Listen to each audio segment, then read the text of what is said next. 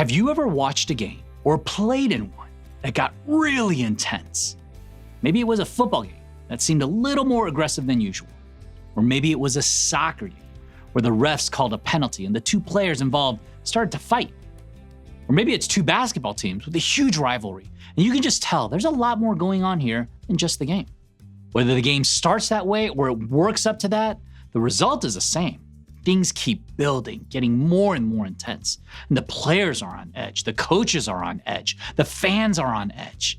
And one move after another ratchets up the tension until someone snaps. A player, a coach, a fan, or a little league dad.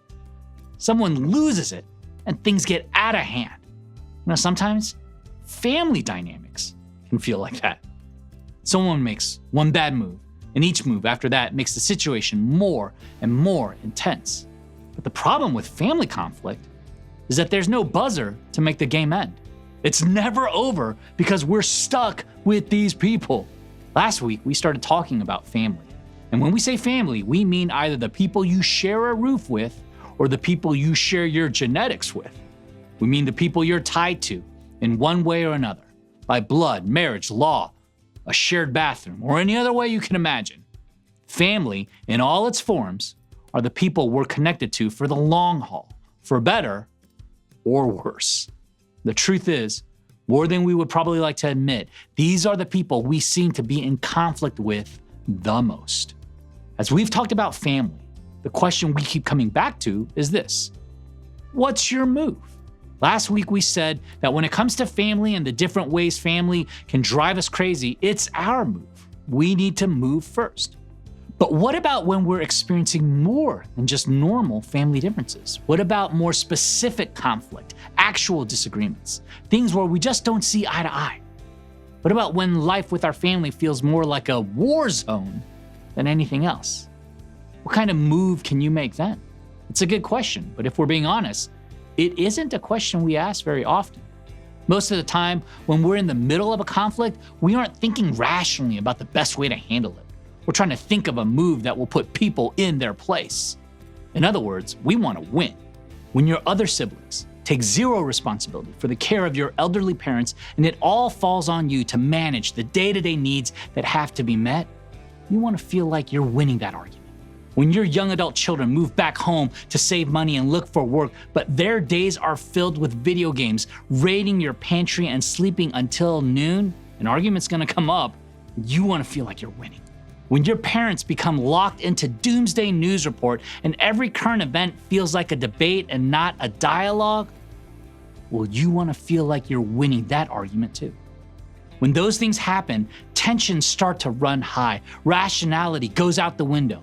When they make these kinds of moves, what move do we want to make? Aside from, well, moving out of the house. We want to respond with a sharp word, a critique, an admonishment, a put down.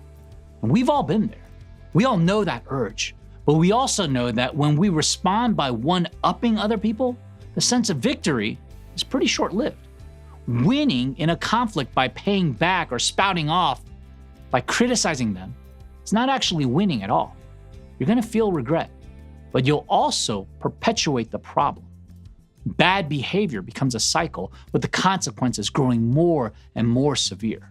When your next move is to try to make a better offensive move, everyone loses every single time.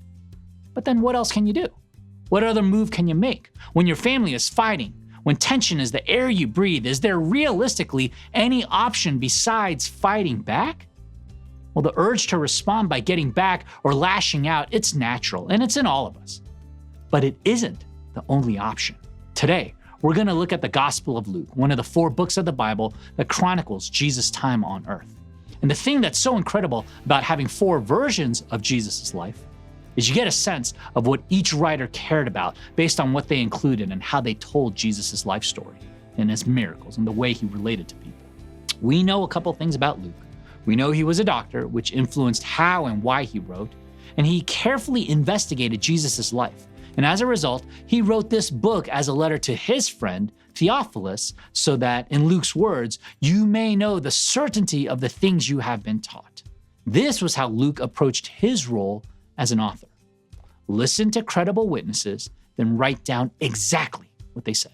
But there's even more to Luke. Many people believe he was a Gentile, meaning he possibly wasn't Jewish before he started to follow Jesus. And that may not seem like a big deal to us now, but at the time, it was a really big deal. There was tension between the Jews who were following Jesus and non-Jews who followed him. So in a sense, Luke is writing as a bit of an outsider. And as a result, he included a lot of stories that showed Jesus interacting with others who would also be considered outsiders.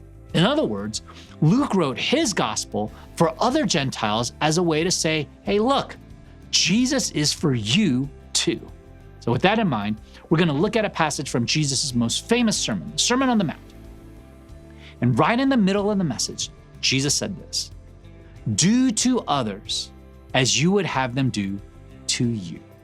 Even if church is totally new to you, chances are you know this phrase. Some people call it the golden rule. It's quoted by preschoolers, teenagers, adults, co-workers, politicians all around the world. And most of us have been hearing it since we were able to walk. But sometimes the more something is familiar, the more likely we're to actually not hear the words. So let's take a moment to truly consider Jesus' words. Do to others as you would have them do to you. Isn't it true that when you make a mistake, when you lose your temper, when you hurt someone, when you say that thing you know you shouldn't say, and you roll your eyes at that comment, you expect the other person to give you grace in that moment because you made a mistake, right? Because those words, that comment, doesn't reflect who you truly are. It was a bad moment or a lapse of judgment. But there's more to you than just that bad decision. But isn't it also true that when someone hurts you, when someone loses their temper with you, when someone lets you down, when someone rolls their eyes at you, your first reaction is not to think, hey, they deserve a pass. This isn't who they are. No, instead we tend to do the exact opposite. We make them the bad guy, the villain. They are the enemy. They didn't make a mistake. They showed us their true colors. Now think about it. When someone makes a move against you, your first thought is to view those words as a true reflection of that person. Immediately, you begin to label them as a bad person or an unfair authority, a cruel brother, a bossy parent, an entitled child, a selfish younger sibling. Now think again about what Jesus said. Do to others as you would have them do to you. You hope for grace in your worst moments. So what would it look like to make grace your go-to move in conflict? In the heat of conflict, what might happen if instead of treating the other person like an enemy, we instead gave them the same grace we give ourselves, the same grace we want for ourselves? The reason we're able to extend grace to ourselves is because we know our heart behind our actions. We know why we did what we did. And in the same way, when we make the effort to understand why the people in our family are behaving the way that they are, as infuriating as that behavior might be, it's easier to show them grace when we think about it. We give ourselves the space to understand why we do what we do. So what if we offered others that same courtesy? What if instead of lashing out, we got curious? What if instead of losing our temper, we gained empathy? And ultimately, isn't that what we all want from one another, especially from the people we call family? We want curiosity. We want empathy. We want mercy.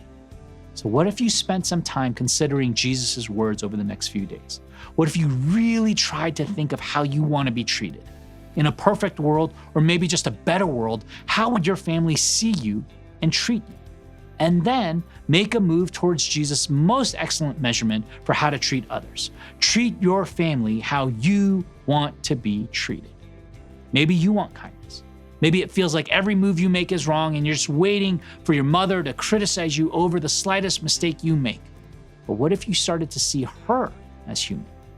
What if you realize the reason she has such a high standard for you is because she has the same kind of standard for herself, and she doesn't know how to expect anything less?